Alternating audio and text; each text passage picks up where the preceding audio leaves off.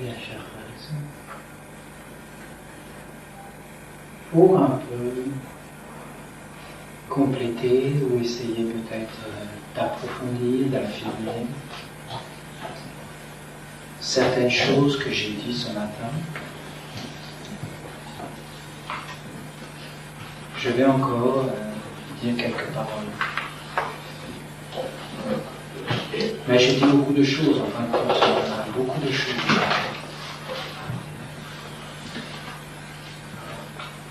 Mais ces paroles s'adressent à un chercheur, à quelqu'un qui cherche vraiment, avec une grande sincérité, à quelqu'un qui veut comprendre le sens de la vie. C'est ça. Il faut vraiment avoir cet appel intérieur, vouloir comprendre par soi-même. Il n'y a que toi qui vas comprendre. Personne ne va comprendre à ta place. Quelque part, il faut le dire, tu es seul. Quelque part. Il y a une solitude en toi. Il y a une solitude en moi. Quelque part, nous sommes seuls. Vous comprenez pas. Nous sommes une fraternité beaucoup plus vaste que vous ne pouvez l'imaginer. Beaucoup plus vaste. C'est une fraternité d'esprit. C'est une fraternité au-delà de l'espace et du temps. C'est une fraternité d'amour, de compassion, une fraternité spirituelle. Et quand même, malgré cette fraternité, il y a des moments, il n'y a pas forcément des moments, mais il y a quand même une solitude intérieure. Une solitude. Et ça, il faut l'accepter. C'est des lois, nous ne pouvons rien changer à l'ordre céleste. Nous ne pouvons que regarder et constater les lois. Cette solitude peut s'approfondir dans certains moments et après de nouveau s'élargir. Mais alors vous pouvez sentir cette fraternité d'âme. Et il peut y avoir une fraternité, mais alors nous sommes des chercheurs. Si nous acceptons cette idée qu'il y a une solitude à l'intérieur de nous, et qu'il y a un être en nous, et qu'il n'y a que nous, en fin de compte, qui pouvons comprendre. Personne ne peut comprendre la vie à notre place, et personne ne doit comprendre la vie à notre place, et personne ne doit vivre à notre place. Mais nous devons vivre pleinement les choses, et nous devons comprendre le sens de la vie. De toute façon, par rapport à ma propre expérience, parce que je ne peux parler que de ce que je connais, et je ne peux parler que ce que j'ai vérifié et testé. Mais par rapport à ma propre expérience, à ma propre vision, je peux vous dire, tous les hommes devront comprendre le sens de la vie. Alors, il faut le comprendre avant qu'on vous oblige à comprendre. Alors bien sûr, si vous avez cette solitude, si vous avez ce désir de comprendre, si vous avez ce désir, alors oui, vous pouvez alors sauter sur mes paroles, les saisir et comprendre en fin de compte que je vous parle d'exercice, de technique, que dans le fond, je n'ai pas envie de vous parler et de vous dire des choses qui ne serviraient à rien. Dans le fond, même quand je parle et que vous pensez que ça ne sert pas, en réalité, j'ai des vues, des objectifs.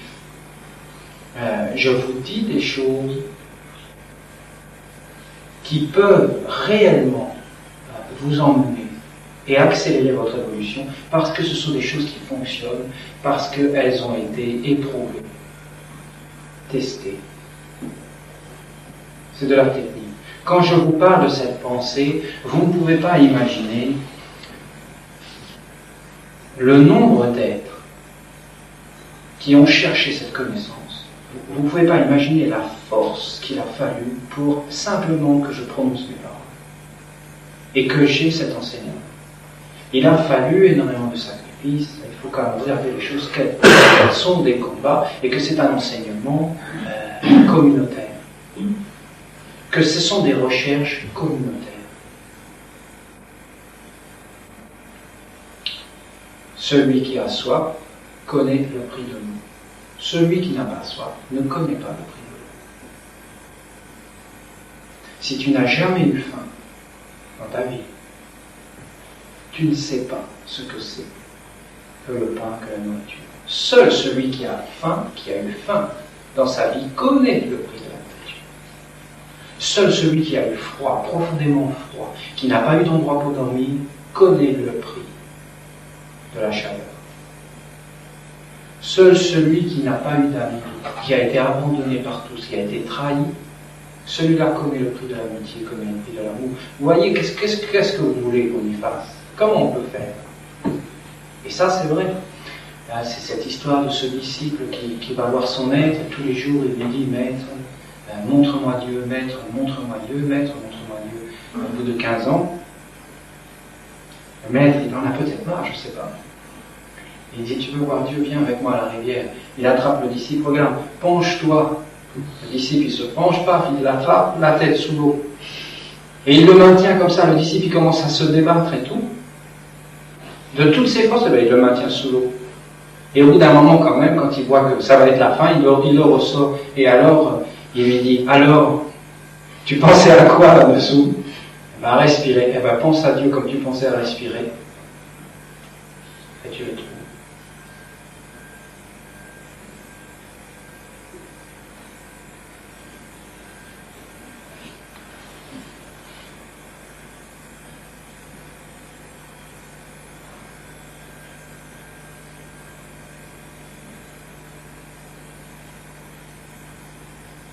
Bon, ce qui m'intéresse, moi, c'est vous donner la clé. Bon, la clé, je vous le dis, je ne sais pas comment vous comprenez cette chose-là. Je vous la donne, la clé. Je vous la donne, la clé. Elle est dans la pensée. Elle est là, la clé, dans la pensée. Je vous dis, je ne peux pas être plus clair. Après, bien sûr, il y a beaucoup de clés, beaucoup de techniques, ça s'affine. Mais tant que vous ne posséderez pas cette clé, de la pensée, comment vous expliquer cette pensée, comment elle est? Vous pensez. Vous pensez sans arrêt, vous pensez. Je vous dis, c'est d'une simplicité. Vous pensez consciemment. C'est tout. Consciemment, vous formez des pensées, consciemment, vous les formez. Après cette pensée, elle devient sentante. Je suis obligé de revenir là-dessus. Et regardez bien, et écoutez bien, et ouvrez vos oreilles. La pensée devient un organe de perception. Un organe de perception. Ben voilà, la clé, elle est là, je vous assure. C'est ce qu'on appelle être intelligent. L'intelligence est une lumière qui éclaire les choses de l'intérieur. L'intelligence est une lumière invisible, qui est partout répandue. Est-ce que vous le sentez, ça? Tout est intelligent, tout est calculé. Mais sans arrêt, nourrissez ces idées en vous. Elles vont agir sur vous, parce que tout agit sur vous. Tout agit sur vous. Tout ce que vous voyez, tout ce que vous entendez, les couleurs, les sons, les mouvements agissent sur vous. Un être est devant vous. Par sa façon de se tenir, par sa façon de vous regarder, par sa façon de s'habiller, il vous rend malade ou il vous guérit. Par sa façon de marcher. Il peut faire un seul geste, et ce geste vous rend malade ou vous guérit. Voilà, c'est ça, ce sont les clés. Vous voyez? Eh bien, il faut percevoir ces choses, il faut commencer à les discerner. Et comment vous les discernerez? Mais par la pensée.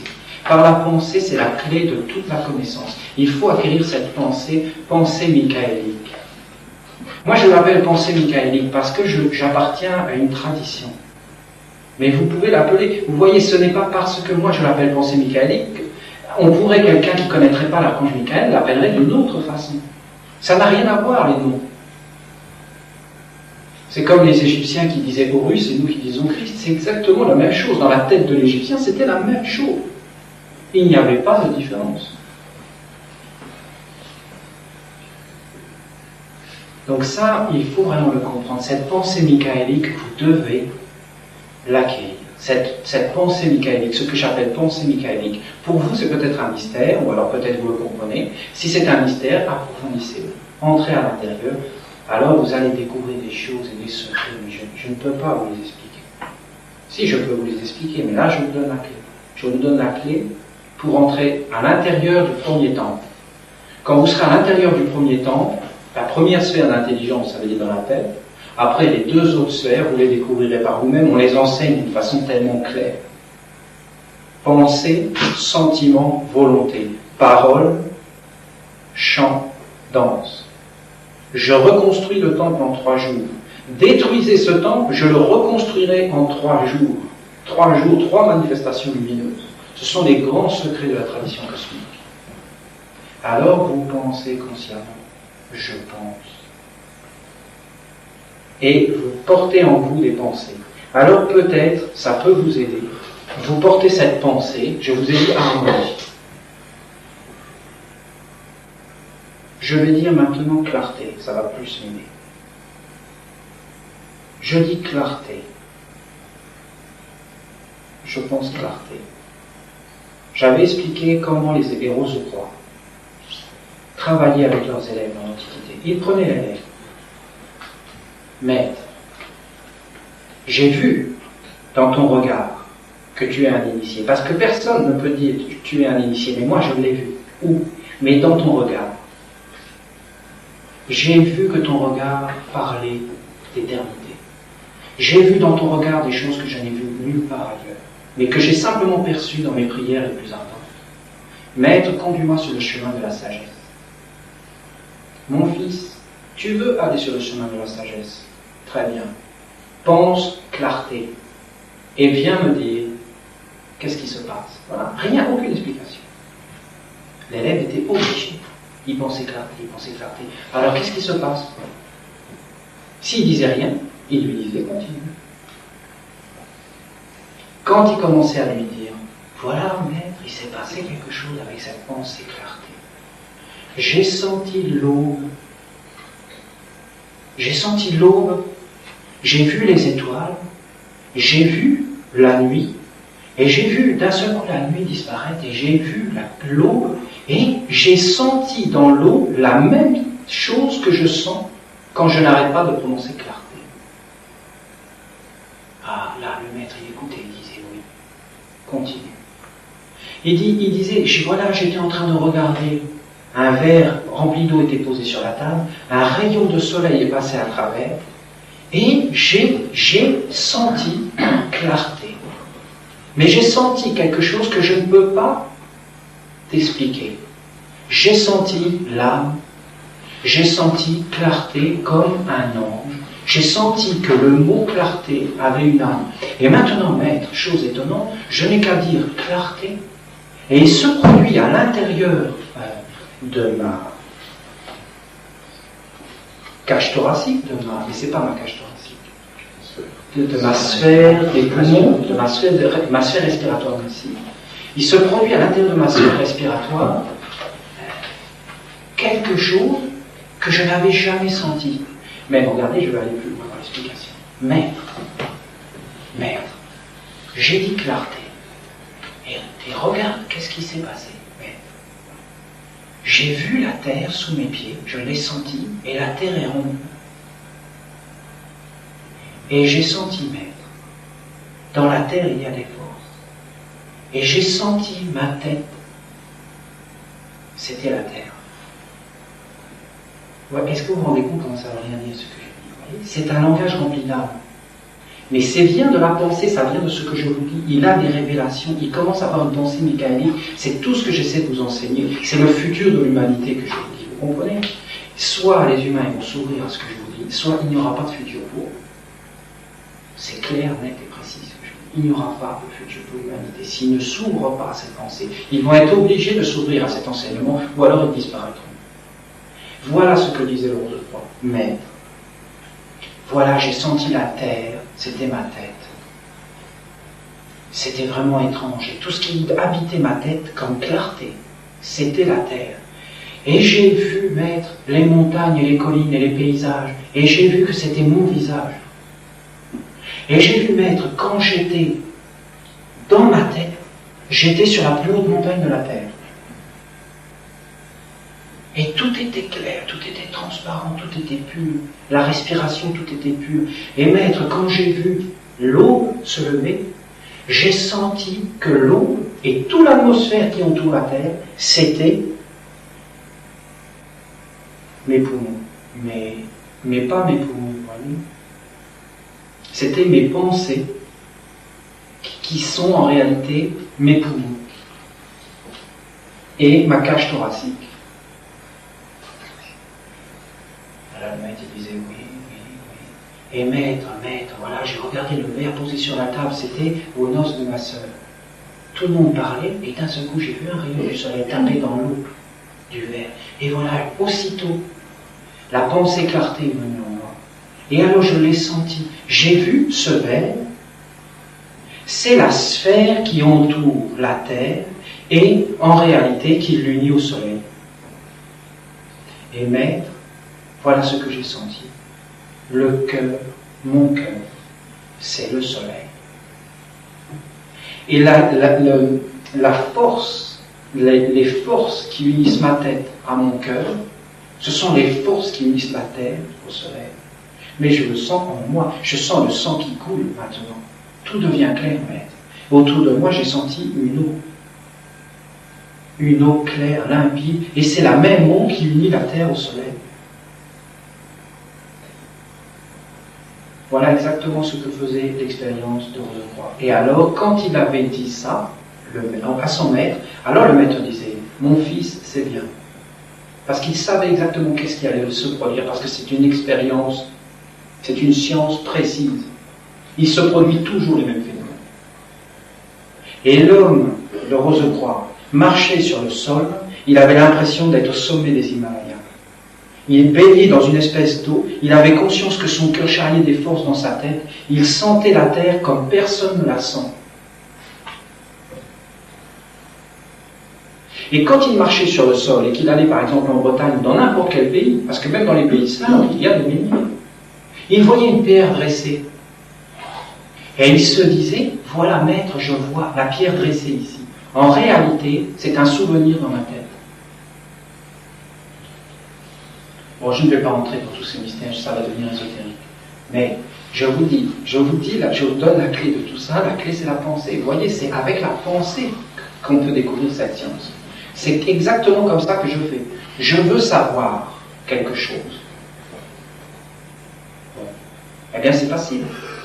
Voilà exactement la méthode que j'emploie. Je forme ici un triangle sur mon front. Si je ne suis pas dans un état très clair, je touche mes deux sourcils avec beaucoup de délicatesse, de douceur et de conscience.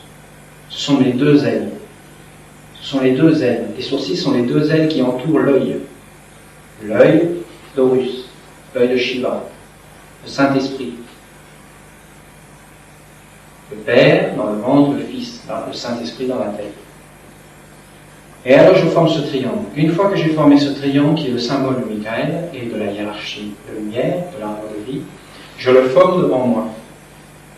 Quand ce triangle est formé devant moi, je place au centre la pensée que je veux savoir. Par exemple, je veux savoir n'importe quoi. Je l'appelle dans le triangle, dans la pureté en haut.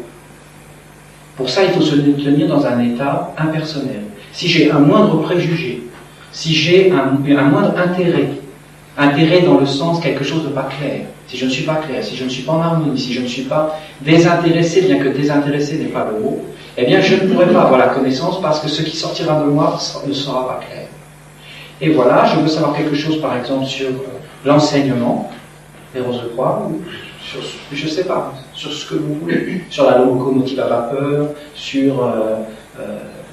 je le mets dans ce triangle, j'appelle l'esprit, la pensée vivante, elle vient, je la rends sentante, je peux voyager avec dans l'espace, mais est-ce que vous comprenez? C'est ça qu'il faut que vous parveniez à faire. Et pourquoi j'ai dit que c'est une époque extraordinaire et vraiment ouverte, où toutes les portes sont ouvertes. Mais parce que l'archange Michael, il ouvre à tous les hommes de bonne volonté son enseignement. Et il va ouvrir de plus en plus, de telle sorte que les humains, ils pourront rentrer dans le monde spirituel avec une grande facilité, dans le monde invisible. Vous pensez, comme je vous l'enseigne, vous êtes déjà dans le monde invisible. La pensée vous emmène dans le monde invisible. Mais c'est parce que vous n'avez pas assez confiance en vous. C'est parce que vous n'êtes pas assez posé sur le sol. C'est parce que vous n'avez pas confiance dans vos propres perceptions que vous ne voyez pas ces choses. Ces choses sont subtiles et délicates. Il faut entrer avec beaucoup de subtilité. Ensuite, l'autre chose aussi que vous avez, qui vous bloque, c'est que vous n'êtes pas assez impersonnel. C'est-à-dire que vous ramenez toujours tout à vous. Mais la connaissance n'a rien à faire de vous. Vous comprenez? Elle n'a rien à faire de comment vous êtes, dans quel état vous êtes. La connaissance est pure, elle est par elle-même. Il faut vous élever en dehors de vous-même. Si vous voulez avoir la vraie connaissance, il ne faut pas toujours ramener tout à vous. Ou alors vous avez des intérêts. Des intérêts qui sont trop personnels. Vous voulez trop la connaissance pour vous. Mais la connaissance n'est pas donnée pour vous. La connaissance, elle est donnée pour l'humanité tout entière. Elle n'est pas donnée pour un individu. Il n'y a pas un seul individu qui est favorisé. Si vous comprenez ce que je vous dis, vous ferez des pas. Ça veut dire ne vous occupez pas de vous. Laissez-vous de côté. Allez vers la connaissance avec un vrai désir de savoir pur. Et la connaissance viendra vers vous. Vous êtes l'obstacle de la connaissance. Il n'y a pas d'autre obstacle à part vous, puisque toute la connaissance est à l'intérieur de vous. Qui peut vous empêcher d'aller lire ce qui est à l'intérieur de vous et ce qui vous appartient de toute éternité, puisque la connaissance appartient à tous les hommes. Si la connaissance ne vous appartient pas, si vous ne pouvez pas y avoir accès, eh bien vous n'évoluerez pas. Donc le Saint-Esprit et l'intelligence cosmique a mis la connaissance à votre portée pour que vous puissiez y avoir accès, puisqu'il n'a rien empêché pour que vous puissiez évoluer. Alors ça, c'est la première chose. La deuxième chose aussi qui vous bloque, je le vois. Je ne vais pas m'étaler sur tout ça, mais c'est que vous ne comprenez pas la loi de compensation. Sans cette loi de compensation, vous êtes emmené à l'échec. Parce qu'il y a des lois. Vous devez respecter les lois pour réussir. Sans les lois, vous échouerez. Si vous ne respectez pas les règles, vous ne pouvez pas y arriver. Ce sont des lois mathématiques, géométriques. Il faut respecter ces lois. La loi de compensation, elle dit, si tu reçois un enseignement, tu dois donner. Si tu reçois, tu dois donner. Si tu ne donnes pas, alors ce que tu as reçu devient négatif. Pour toi. Si tu reçois la connaissance d'en haut, tu dois donner quelque chose en haut. J'avais dit, on ne fait pas d'omelette sans casser les œufs. Tout le monde est d'accord? On ne fait pas d'omelette sans casser les œufs. Mais en réalité, on veut avoir l'omelette sans casser les œufs. On veut prendre sans donner. Et alors ça ne marche pas. On veut recevoir des enseignements en haut. Mais il faut donner en haut. Ça, ce sont des clés, je vous dis, très très fort. Mais très très fort pour la connaissance. Si vous savez faire ça. Vous allez me dire comment je vais donner en haut. Mais c'est d'une facilité. Vous donnez à travers les chants, à travers les danses, à travers les paroles. Avant, on connaissait ces choses. Et encore en Asie, on les connaît. Par exemple, vous les voyez amener des bâtons d'encens devant le Bouddha, des pétales de fleurs. Vous les voyez, les chrétiens, dans les églises, allumer des cierges. Allumer un cierge pour une idée divine, pour une idée céleste, eh bien, en réalité, c'est donner quelque chose de lumineux pour le Très-Haut. Si vous le faites avec un sentiment pur et tout ça, vous aurez la connaissance. Ça va venir plus vite. Parce qu'il y a une disposition du cœur. Le cœur qui, en réalité, est le soleil de la tête. Dans les simples paroles que je viens de vous dire, il y a des secrets pour la vie. Moi, je les vois. Il faut des siècles pour voir ça. Des siècles. Ne pensez pas acquérir la sagesse en une seule vie. La sagesse, c'est des siècles et des siècles de travail pour l'acquérir. Et on peut la donner. Ça, c'est extraordinaire. Mais comment les autres peuvent la recevoir? La solitude. Il n'y a que vous qui comprendrez. Il n'y a que vous qui pourrez comprendre. Même si j'étais le plus grand maître de tous les maîtres, même si j'étais Dieu en personne et que je vous parlais, que je vous enseignais, vous ne comprenez merci, plus que vous ne pouvez saisir maintenant. La télépathie peut-être, tu vois, je fais par télépathie, tu parles à ma place. Pas plus. Pas plus. Même si j'étais le Saint-Esprit en personne, vous ne comprendriez pas plus que ce que vous pouvez comprendre maintenant. Donc, c'est bien la préparation intérieure.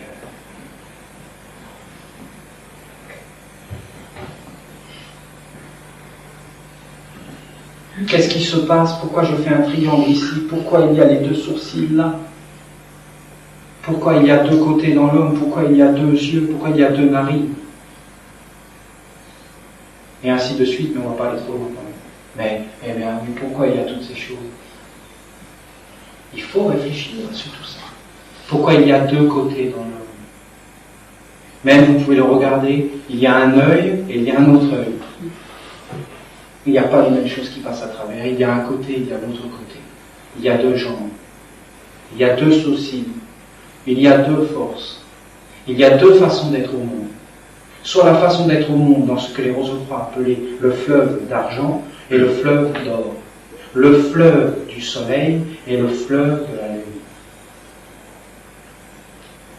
Bon, mais je vais expliquer toutes ces choses. Je vais essayer de les expliquer. Qu'est-ce que c'est la lune? Qu'est-ce que c'est le soleil? Qu'est-ce que c'est la lune? La lune qui est le soma, ici. Le soleil qui est le cœur. La tête qui est la terre. Si je fais du mal à la terre, je fais du mal à ma tête. Je mutile ma capacité de comprendre et mon intelligence. Si je ne sais pas qu'est-ce que c'est le soleil, je n'ai pas de cœur. Et si je n'ai pas de cœur, je ne sais pas ce qu'est l'homme. Vous voyez un peu comment c'est vite fait pour moi? Après, il vient me voir, il me dit, ah, mais moi je suis rempli d'amour.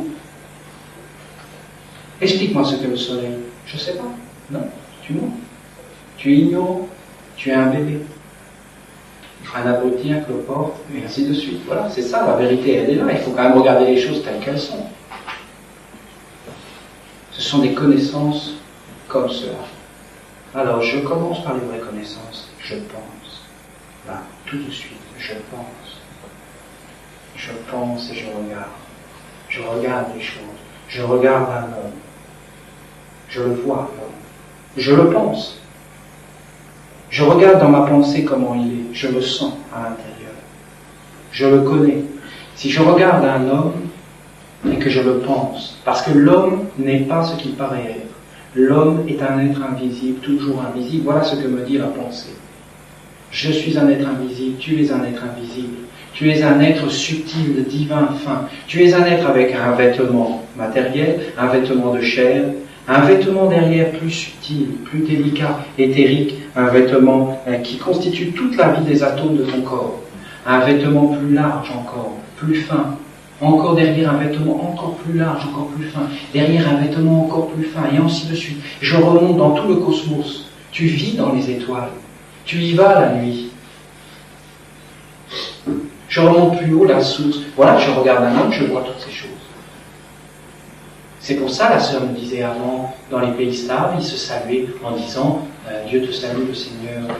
Bonjour au Seigneur, bonjour à Dieu. Et l'autre lui répondait ainsi soit-il. Vous voyez ce que je disais hier. Dans les pays slaves, ils le faisaient aussi. Parce qu'ils ne voyaient pas l'apparence, mais l'être qui est derrière. Eh bien, ça, c'est une pensée. De voir justement l'invisible. Par la pensée, je vois ces choses. Après, je regarde. Je vois l'homme pense de telle façon. Je vois son aura. Eh bien, son aura, c'est une sphère d'ailleurs qui est liée au sang, le cœur. Je vois ces choses. Pourquoi? Parce que d'où sort l'aura? Mais des doigts, de la peau tout entière. Pourquoi? Parce que le sang qui est liquide à l'intérieur du corps et qui transmet la vie à tous les organes et qui est fabriqué dans la moelle épinière, dans les os, eh bien ce sang, dans la structure de lumière de l'homme, eh bien ce sang s'éthérise et devient comme une lumière autour de l'homme, qui circule aussi dans un organisme plus fin. Voilà, je vous vois. Tel état de pensée, tel sang. Tel sentiment, tel sang. Et les esprits se nourrissent du sang. Donc, en réalité, ils viennent dans l'âme. Je peux le voir. Je peux voir ces choses. Alors, allons plus loin. Je vois un homme, il pense. Eh bien, c'est impossible. Vous entendez? Comprenez-le. C'est impossible qu'il pense tout seul. Tout ce que je vous dis, c'est lié. Personne ne pense tout seul. S'il pense, immédiatement, il y a un esprit qui est là. Immédiatement. Tu ne peux pas penser sans esprit. Il y a des êtres, des entités qui vivent de la pensée des individus. Et ces êtres, au bout d'un moment, ils vivent en toi.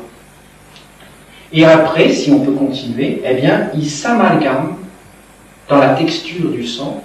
Et après, eh bien, ils rentrent et ils forment votre corps physique.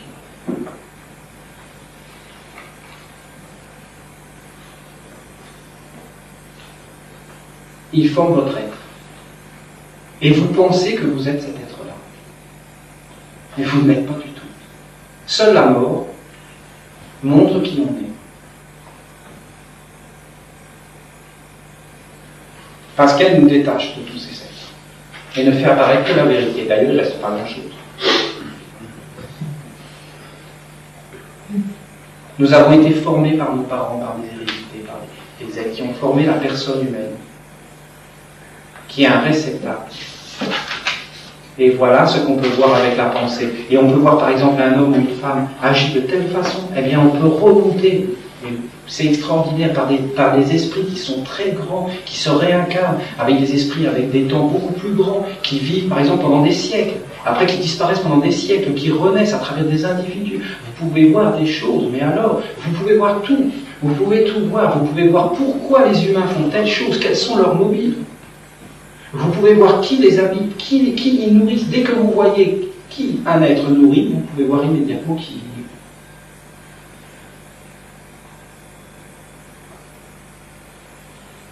Son futur, vous pouvez le voir. Avec qui tu t'es associé, ton futur est clair. Cet être reviendra. Je ne sais pas comment vous comprenez ce que je vous dis. Je vous assure, c'est important. Il faut que vous ayez cette pensée michaélique qui ouvre tout, qui vous montre la vérité. Comment l'acquérir encore plus clairement? Comment je pourrais m'expliquer encore plus clairement? Eh bien, vous devez savoir qu'est-ce qui est bon pour vous. Voilà, c'est ça. Vous devez vous éveiller. Vous devez d'abord commencer par discerner. Le discernement, c'est la première base de Michael. Discerner ce qui est bon et ce qui n'est pas bon. Le discerner, le voir clairement. Et savoir qui vous êtes. La méchanceté, on va dire que c'est pas bon. On a décidé, voilà, j'ai décidé la méchanceté. Je décide maintenant. Peut-être c'est bon, je ne vais pas rentrer là-dedans. Moi je pense que c'est pas bon, parce que ça induit des étapes négatives de destruction. Et la bonté c'est bon. Eh bien, vous regardez ces choses en pensée, vous appelez la méchanceté. Comme je vous ai enseigné ce matin, vous appelez la bonté. Et vous voyez quoi? D'un côté la bonté, de l'autre côté la méchanceté. Si vous voulez, à gauche, la méchanceté, à droite, la bonté. Et vous regardez le triangle, la source en haut. La source de la bonté et la source de la méchanceté. Vous trouvez la source. Je suis la source de la bonté et la source de la méchanceté. C'est moi, mon être. Mon être pur. C'est moi qui décide si je suis méchant ou si je suis bon. C'est moi qui enfante la bonté ou la méchanceté. C'est moi, il n'y a personne d'autre. Ah, vous allez dire, mais lui, il est méchant, il est incapable de rien avoir enfanté. C'est impossible. Il n'est pas dans un état de pouvoir enfanter quoi que ce soit. Oui, mais il s'est associé dans le passé. Et maintenant, il est lié à la méchanceté. Est-ce que vous pouvez voir toutes ces choses? Il faut voir ces choses. Alors quand vous avez vu tout ça, eh bien vous vous regardez, vous vous analysez vous-même, et vous dites, ben là je suis méchant, donc je m'associe avec telle force, et vous savez pour qui vous travaillez, vous savez qui vous servez, vous le faites en toute conscience. Et quand vous êtes encore plus éveillé, eh bien vous vous liez au nouveau, vous avez une pensée michaélique, ça veut dire vous montez vers le haut, toutes les vertus, toutes les qualités, vous vous liez à eux, et vous les attirez, vous les faites descendre sur vous, et vous transformez toute votre vie, et vous devenez un magicien. Vous pensez, vous sentez, vous vivez, vous êtes. Vous êtes. Pour l'instant, nous ne sommes pas. Nous devenons. D'accord? Nous ne sommes pas. Nous devenons. Pourquoi nous ne sommes pas? Parce que nous ne sommes pas vrais. Nous ne sommes pas unis avec la vérité. Nous sommes en transformation perpétuelle. Nous sommes en transformation perpétuelle parce que nous sommes un agrégat, égrégore. Nous sommes une multiplicité d'influences qui nous ont créés, mais nous ne sommes pas dans la vérité. Nous devenons, nous ne sommes pas. Même nous-mêmes, nous ne savons pas qui nous sommes. Ce que nous prenons pour nous, ce sont des images, des imaginations, des conceptions que souvent les autres ont inculquées. Par exemple, quand on était petit, les parents ont dit « Oh ben celui-là, il travaille pas bien à l'école, il réussit rien dans sa vie. » Et après, on voit 20 ans après, ils en sont toujours là. « Ben je suis pas bon. » Ils doutent d'eux et ainsi de suite. Nous sommes une multitude d'influences qui ont agi sur nous, mais nous ne nous sommes pas créés nous-mêmes. Donc nous devenons, nous ne sommes pas. Le sommet de toute connaissance, c'est ça. Je pense qui je suis. Je sens qui je suis qui je suis. Et bien c'est Dieu, je suis Dieu, si je vais jusque-là.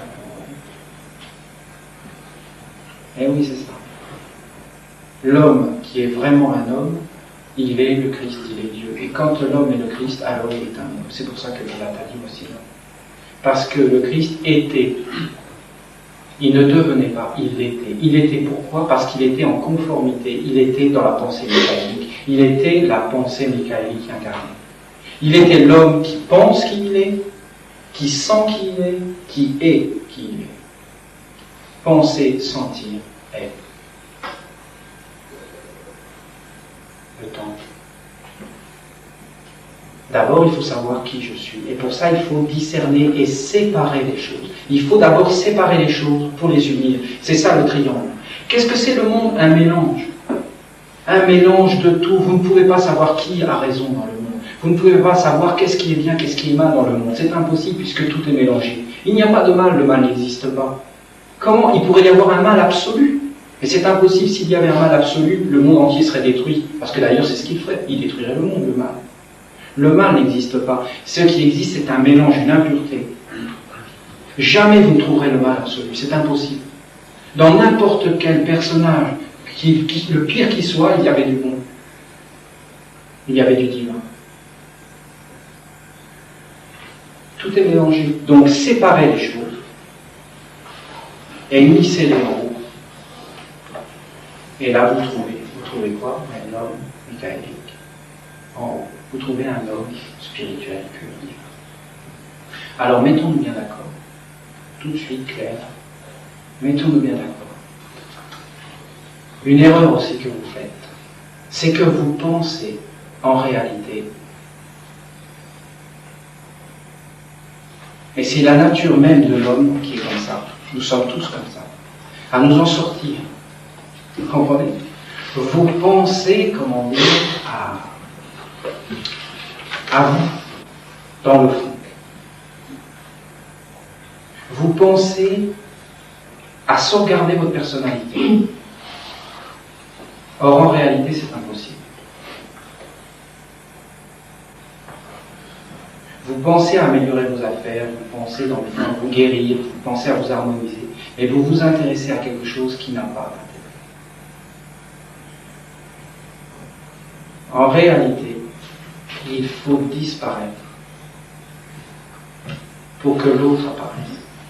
Bon, c'est parler un peu vite, mais quand même il faut donner des orientations.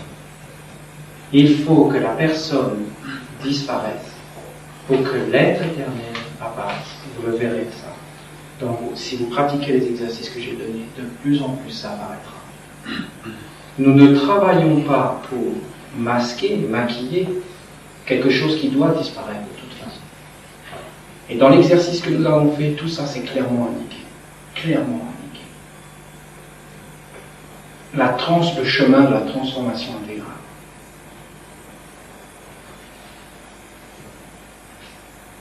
Donc j'indique ces clés. Je les indique. Je discerne la méchanceté à l'extérieur, la bonté à l'intérieur. Tout est en ordre. Le mensonge à l'extérieur, la vérité, l'honnêteté à l'intérieur. Tout est en ordre. Le mensonge à l'intérieur, ça va plus. La méchanceté à l'intérieur, ça va plus. La méchanceté à l'extérieur, la bonté à l'intérieur, tout est en ordre. Qu'est-ce qui se passe si je fais ça? Eh bien, je me purifie, je commence à devenir clair, et je commence à voir clairement les choses. Et avant, je ne peux pas les voir. Et quand je vois clairement les choses, qu'est-ce que je vois? Eh bien, je vois, je dois disparaître pour réapparaître.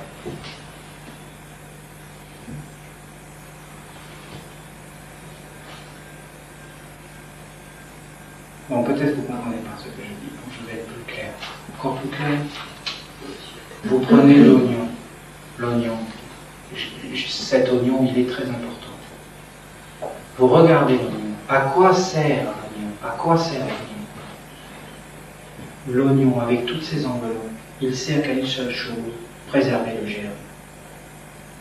Toujours cette méditation, je vais vous la mettre devant les yeux. Et nous sommes un oignon, avec toutes les enveloppes. Si je me tourne vers l'extérieur, je m'occupe que de la peau marron de l'oignon. Vous voyez ça? Eh bien, l'oignon, il n'a aucun intérêt. Si je veux m'occuper de l'intérieur, je m'occupe des enveloppes de l'oignon. Eh bien, les enveloppes de l'oignon, quel intérêt elles ont? De préserver le germe. Et quand le germe il commence à pousser, qu'est-ce qui se passe? Eh bien, il manque les enveloppes qui disparaissent.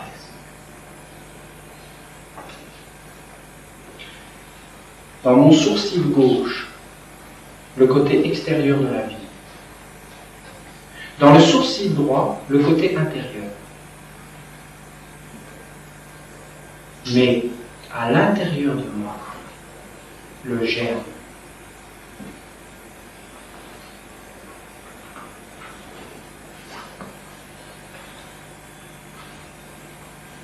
Seuls ceux qui agissent avec le germe connaissent le soleil. Ils sont libres. Ceux qui sont dans les enveloppes, ils agissent toujours d'une façon lunaire, ça veut dire, ils réagissent. Ils sont soumis au conditionnement. Les disciples, c'est ceux qui sont tournés vers le centre du cercle, vers le germe. Les non-disciples, c'est ceux qui sont là, qui sont tous tournés de ce côté-là. On ne va pas le faire, on pourrait très bien le faire. On prend tous notre chaise, on les retourne, et on s'assoit vers l'extérieur. Vous n'avez pas, aucun travail n'est possible. Nous sommes tous tout seuls. Comprenez ces choses, comprenez-les. Le vrai disciple, c'est une attitude intérieure de bonté, tout ça. Il a compris le sens. Mais la bonté n'a aucun sens, l'amour n'a aucun sens, la sagesse n'a aucun sens. Le seul sens qu'ils ont, c'est une purification pour permettre le germe de grandir. Or, ce germe, c'est le Christ, si vous voulez. C'est le soleil, c'est un autre être qui va venir nous habiter. Je pense, mais qui est derrière ma pensée? J'ai des sentiments, mais qui est derrière mes sentiments?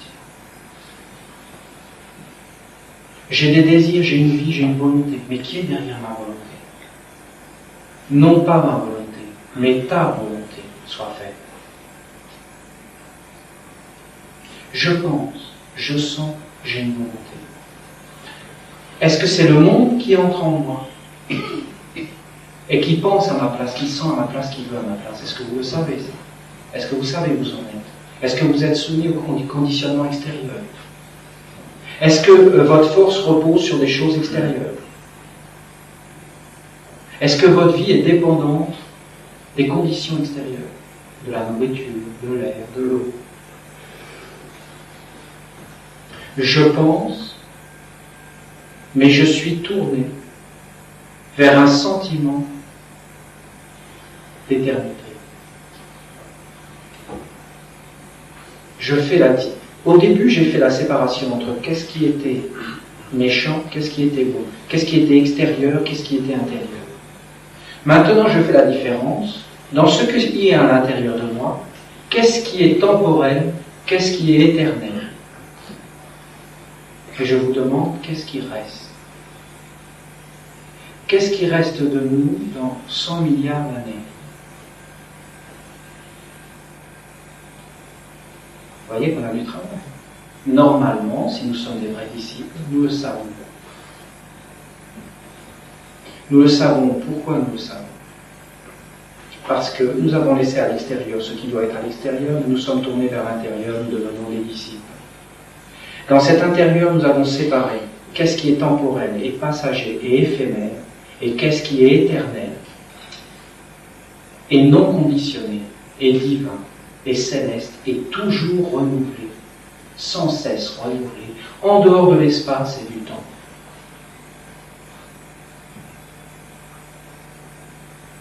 Et j'ai fait la séparation. Et j'ai servi l'Éternel.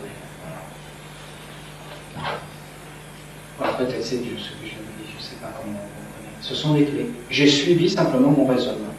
J'ai suivi mon raisonnement sur la pensée. Ce sont des forces, ce sont des clés. Vous devenez fort. Vous comprenez le sens de la vie. Le sens de la vie, c'est l'éternité.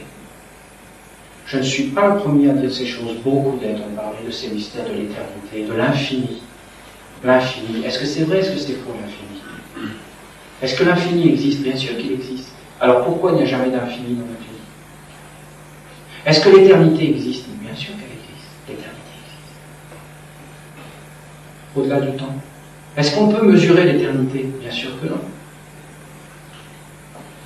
Puisque l'éternité est au-delà du temps, comment mesurer l'éternité qui n'a pas de temps? Si je vis une seconde dans l'éternité, combien de temps ça a duré?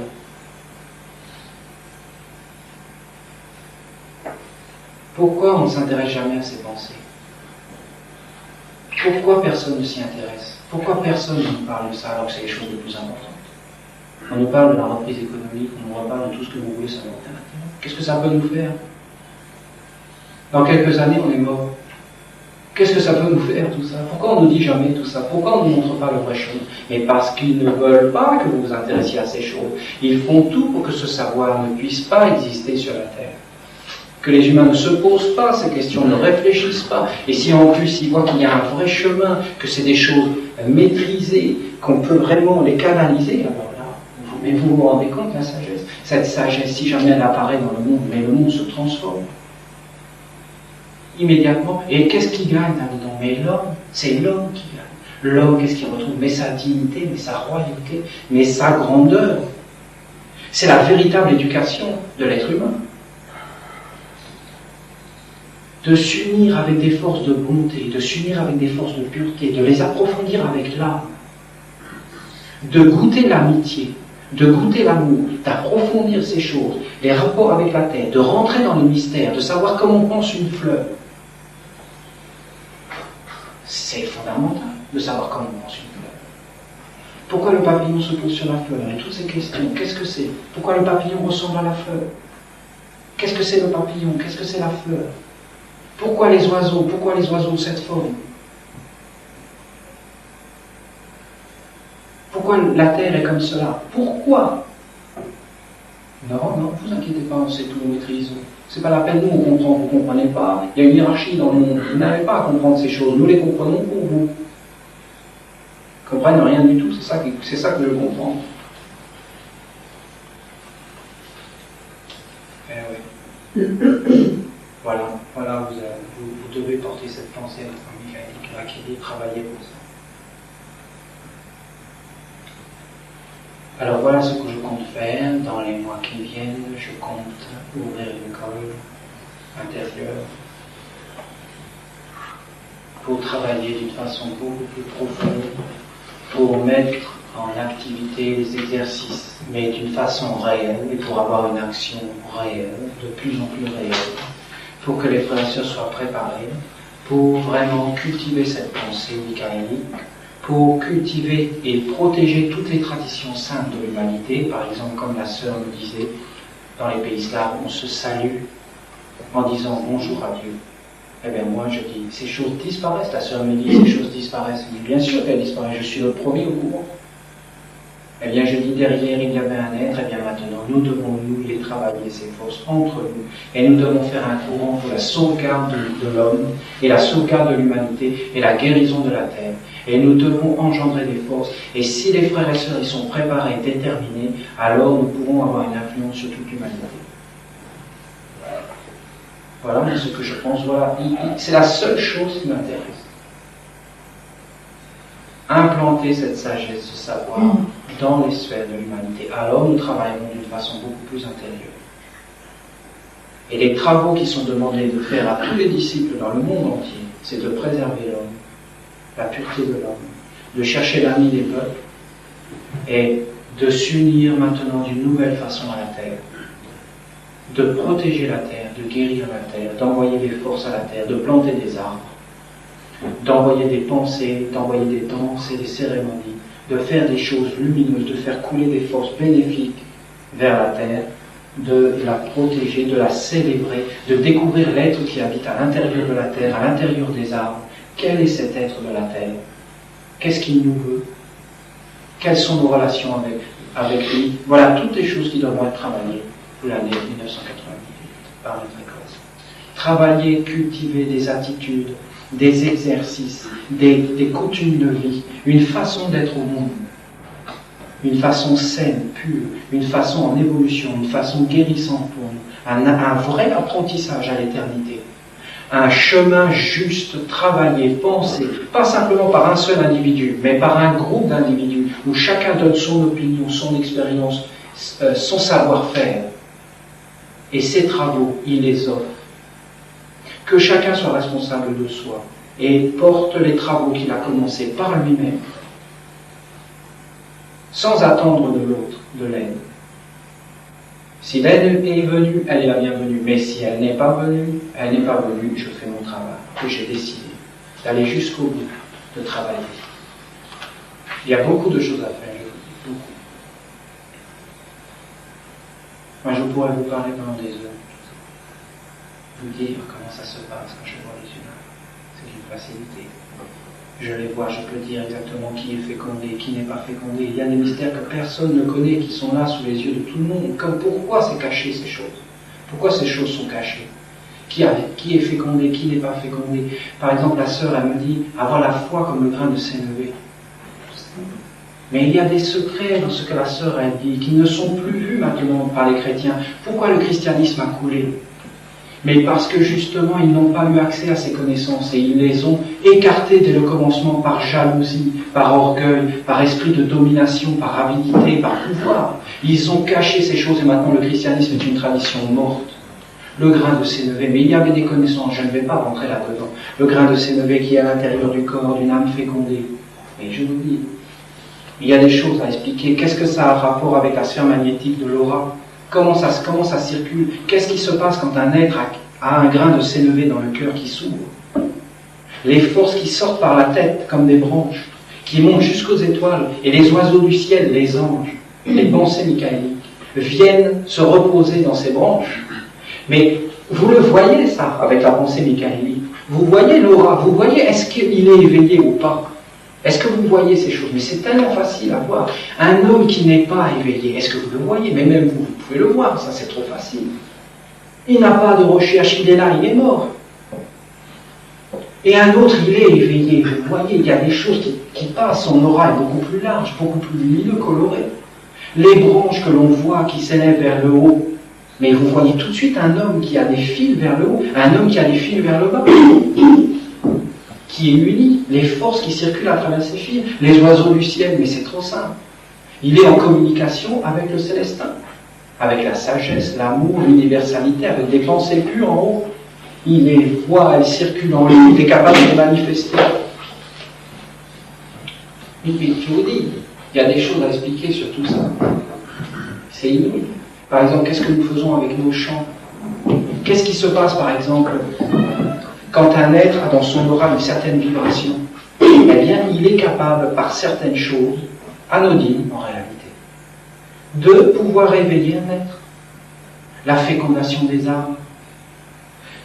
Regardez, la semence, un semeur, le royaume des cieux est semblable à un semeur qui est sorti le matin pour aller ensemencer son champ. L'école de la semence. Qu'est-ce que c'est ensemencer le champ? C'est un être qui est porteur de l'école universelle et divine dans son aura et qui est capable de sortir des vibrations pour ensemencer les autres âmes. Et la semence, c'est les âmes. Et l'humanité est le jardin de Dieu. Et aussi un champ de bataille. Un champ de bataille. Alors tout ça, vous devez le voir par vous-même. Vous devez vous entraîner avec les exercices que je vous donne. Et je vous dis, c'est d'une simplicité, puisque l'archange Michael est là, et qu'il nous permet de le faire. Alors que les anciens initiés, ils ne pouvaient pas l'avoir, cette chose. Parce que ce n'était pas l'époque michaélique. Nous sommes dans l'époque michaélique. Nous sommes dans l'époque michaélique depuis 1960-1970.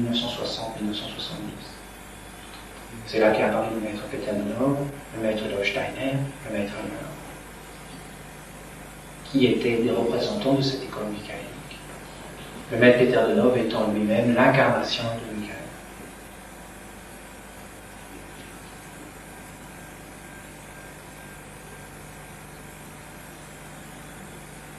Je n'ai rien, je ne suis pas intéressé par le maître Peter de Nov. Qu'est-ce que ça peut me faire? Qu'est-ce que ça peut me faire que le maître de Nov soit l'incarnation de Michael? Qu'est-ce que ça peut me faire? Mais oui, je ne suis pas intéressé particulièrement par lui. Simplement, il faut s'incliner devant la vérité. C'est tout.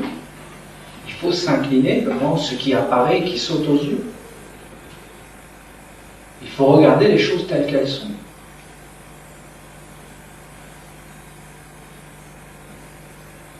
Ça ne veut pas dire que nous devons vénérer le maître de Nord. Comprenez bien ce que je dis. Ça veut dire cet enseignement. Nous devons le suivre. De la pureté, de l'amour, de la fraternité universelle.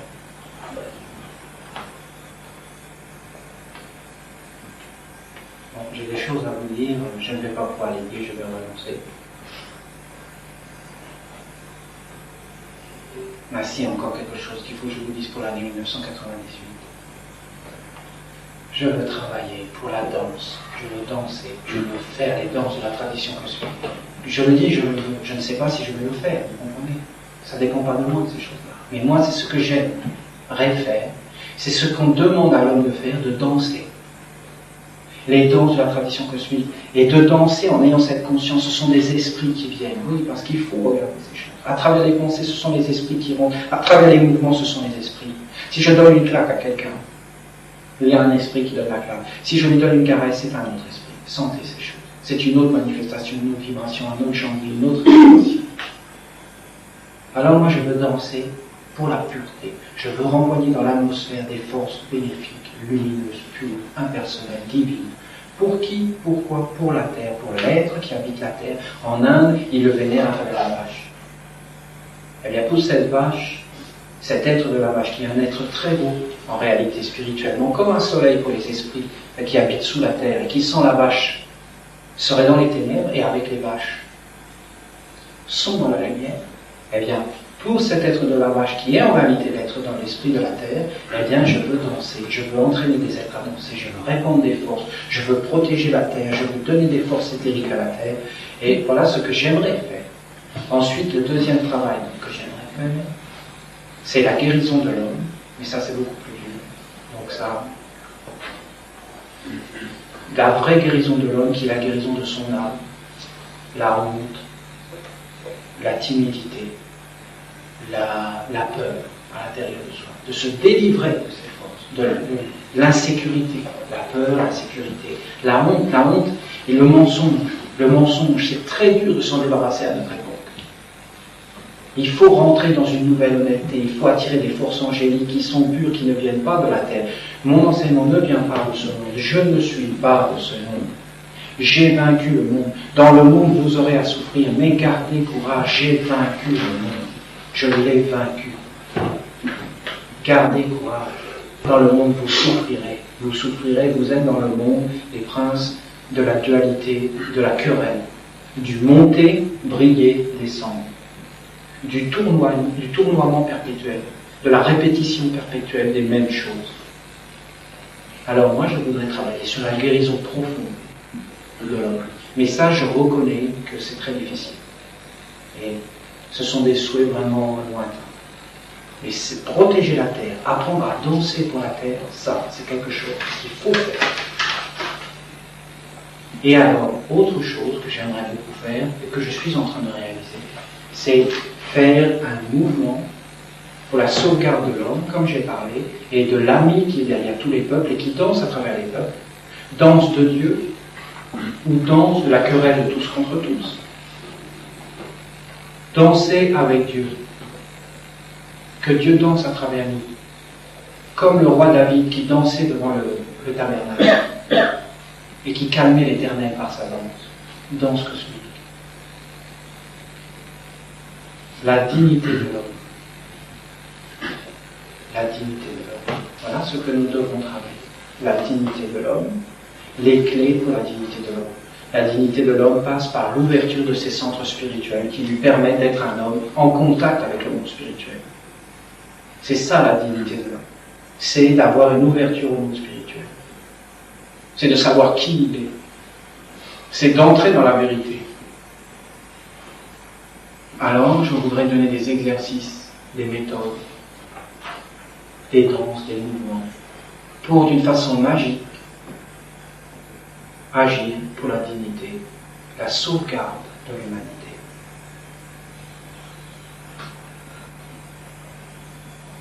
Voilà ce qui m'intéresse. La sauvegarde de l'humanité, ça m'intéresse. Qui passe par la dignité de l'homme. Il faut des êtres qui commencent cette nouvelle tradition universelle et beaucoup d'autres par la suite suivront.